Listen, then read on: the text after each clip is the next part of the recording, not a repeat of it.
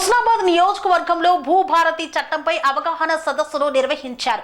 ఈ యొక్క కార్యక్రమంలో మంత్రి పొన్నం ప్రభాకర్ పాల్గొన్నారు. హుస్నాబాద్ మండలం పోతారంలో లక్ష్మీ గార్డెన్స్ లో నూతన ఆర్ఓఆర్ చట్టం భూభారతిపై రైతు అవగాహన సదస్సును నిర్వహించారు. ఈ యొక్క కార్యక్రమానికి ముఖ్య అతిథిగా మంత్రి పొన్నం ప్రభాకర్ హాజరయ్యారు. భూముల సమస్యల పరిష్కారానికి రైతుల సందేహాలు నివృత్తి చేసిన అధికారులు మంత్రి పొన్నం ప్రభాకర్ మాట్లాడుతూ మీ భూములకు సంబంధించి ఈ ప్రభుత్వంలో రక్షణగా ఎలాంటి వివాదాలకు లేకుండా ప్రభుత్వం మీ భూభారతి చట్టాన్ని తీసుకువచ్చిందని పేర్కొన్నారు. రాష్ట్ర వ్యాప్తంగా అన్ని మండలాలలో భూభారతిపై అవగాహన సదస్సులు నిర్వహిస్తుందన్నారు.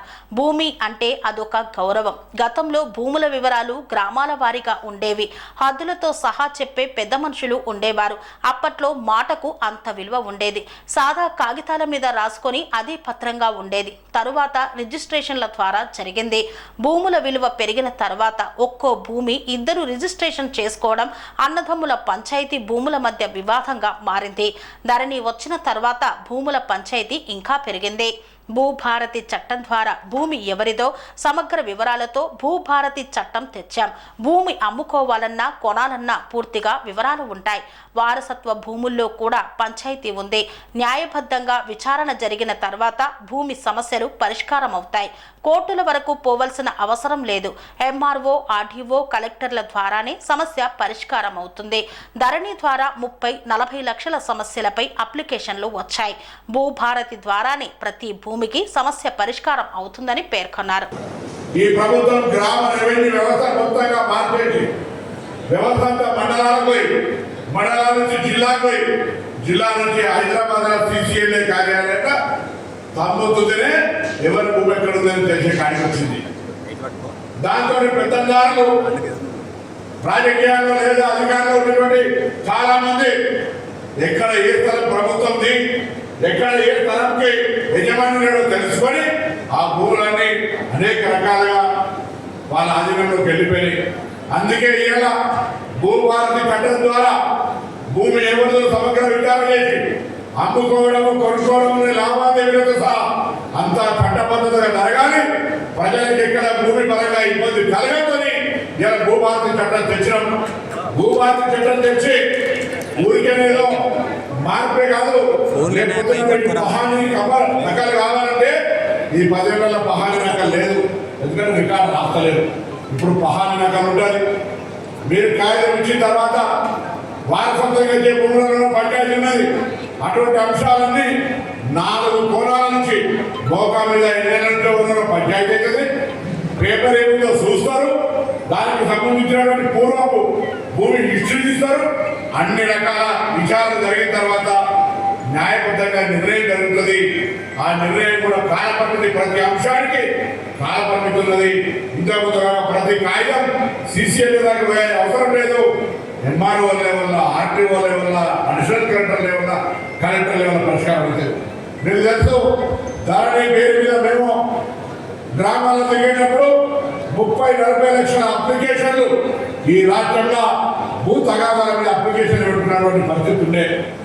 అందుకే ఒక ఏడాది కాలంగా ఈ ధరణి ఎత్తేయాలని, భూభారతి రైతులకు ఉపయోగపడే చట్టం తేవాలని అసలు వాస్తవంగా కలెక్టర్ల దగ్గర కానీ రాష్ట్ర స్థాయిలో కానీ ఎంఆర్ఓ స్థాయిలో ప్రజాపాలనల ఏం అప్లికేషన్లు, ఏం గ్రీవెన్స్, ఏ సమస్య ఎక్కువగా వస్తుందో చూసి ఆ సమస్యలన్నిటికీ పరిష్కార మార్గాలు చూపెట్టిందే భూభారతి అనే మనం చేస్తా ఉన్నా.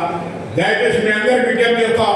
పాత్రికేయులకు కానీ భూములు ఊళ్ళల్లో ఫలానా అనేది ప్రభుత్వ భూమి, ఫలానా సిగర్ భూమి, ఫలానా సర్ప్లస్ ల్యాండ్, ఫలానా మగ్గోడు, ఫలానా దేవాలయ భూమి మధ్యలో కబ్జాకు గురైంది, అమ్ముకున్నారు అని మీకు ఏం తెలిసినా దయచేసి అధికారుల దృష్టికి చేయండి.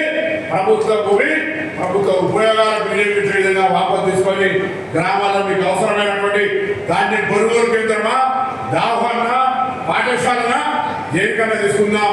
ప్రభుత్వ భూమి ఎవడో ఒక్కడు అధికారం ఉందని రికార్డు మార్చుకొని అమ్ముకుంటే అది నడవనీయం. అటువంటి పరిస్థితి ఏ పార్టీ ఉన్నా ఉండదు. మనకి సందర్భంగా మీ అందరికీ విజ్ఞప్తి చేస్తా ఉన్నా. అదేవిధంగా రెవెన్యూ పరంగా ఎటువంటి సమస్యలు ఉండద్దు అనే దాని మీద ఇప్పుడే అక్కడ పోయిన పొద్దున నందారం గ్రామంలో సర్ప్లస్ ల్యాండ్ ఉంది, ప్రభుత్వ భూమిగా పేర్కొనబడిన రికార్డుల వాళ్ళకు బ్యాంకులకు పోయినా ధాన్యం అమ్ముకోవాలని ఇబ్బందులు అయితే ఉన్నాయి. కానీ వాళ్ళ మోకం మీద ఉన్నారు సర్వే కాదని. అటువంటి దానికి సంబంధించి మేమందరూ కూడా క్లియరెన్స్ చేసే విధంగా చర్యలు తీసుకోబోతున్నాం. ఎక్కడైనా పేదలకు వాళ్ళ భూమిని దానం చేసి ఉండి వాళ్ళ కబ్జాల నుండి రికార్డు లేదు, దానం చేసి మళ్ళీ పుంజుకుంటుండే కూడా ఇటువంటి ఎన్ని సమస్యలున్నా అన్ని సమస్యలకు భూదార్ నీకు కార్డు నెంబర్ కూడా ఇచ్చి నీ భూమి మీద మీకు గౌరవాన్ని, భూమి మీద ఆధారాన్ని, భూమి మీద పత్రాన్ని మీ పక్షాన ఉంచే విధంగా ఈ కార్యక్రమం జరగబోతుందనే మాట మరియు తప్పకుండా భవిష్యత్తులో ఎటువంటి భూ పంచాయతీలకు అవకాశం లేకుండా నాకు తెలిసి మీరు ఒక మండలంలో చాలా జాగాల్లో భూముల కొరకు అన్నదమ్ముల కొనుక్కునే తప్పుకున్నటువంటి పరిస్థితి. అటువంటి పరిస్థితి నుంచి బయటకు తీసుకురావాలని ప్రభుత్వం అనేక రకాల ఆలోచన చేసి ఈరోజు ఈ కార్యక్రమం తీసుకుంది. దయచేసి మీరంతా ఈ భూభారతికి సంబంధించి తీసుకున్నటువంటి నిర్ణయాలు చెప్పినాం, పేపర్లు ఇచ్చినాం. జూన్ 2 నుంచి జూన్ 2 నుంచి అది ఇప్పటికే అమలవుతుంది. మీకేమైనా ఏదైనా సమస్య వస్తే కాగితం పెట్టుకోండి. కానీ జూన్ 2 నుంచి అధికారికంగా రాష్ట్రంలో మన ఏప్రిల్ 14 నుంచి చట్టం అమలైంది. దాని జూన్ 2 నుంచి క్షేత్ర స్థాయి దాకా పోతుంది. కాబట్టి దయచేసి మీరంతా మీరు ఇటువంటి అంశాలు ఉంటే కూడా ఇక్కడ కూడా సలహా చెప్పండి. భూమికి సంబంధించి ఫలానా భూ వివాదం ఉంది, ఆ వివాదం ఇట్లా పరిష్కారం అయితే అనే సలహా సూచనలు కూడా ఒక అవగాహన కలగాలి.